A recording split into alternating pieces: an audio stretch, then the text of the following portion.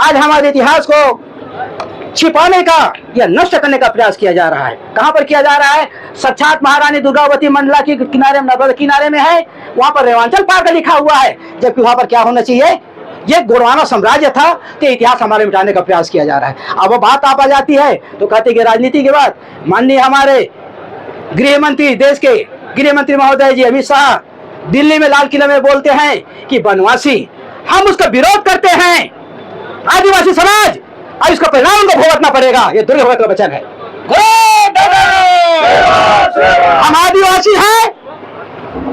उन्होंने एक प्रधानमंत्री ने कहा विदेश में जाकर के हमारे यहाँ आदिवासी नहीं है, तो अब क्या है?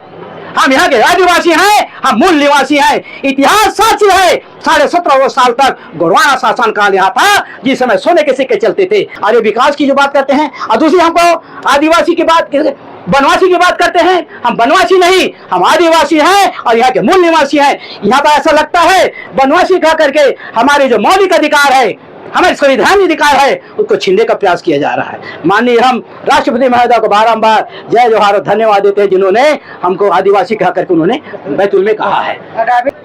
इंटरनेशनल रिपोर्ट रखता हूं मैं, यहाँ की बात नहीं है।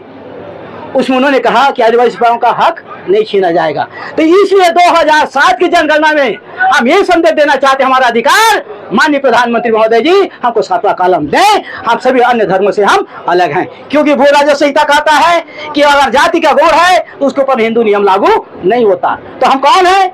हम आदिवासी हैं, गोड़ है हमारा आधार, 7वां कॉलम हमको मिलना चाहिए। आदिवासी कोड 7वां कॉलम को प्रदान किया जाए। अगर हम रक्षा की बात करते हैं, मौलिक अधिकार की बात करते हैं, क्योंकि संविधान 2 प्रकार का होता है, एक मौलिक अधिकार और एक संवैधानिक अधिकार। तो मौलिक अधिकार का भी इन्होंने हनन करना चाह रहा है, क्योंकि बनवासी कह करके हमारा पूरा समाप्त करने की तैयारी में है।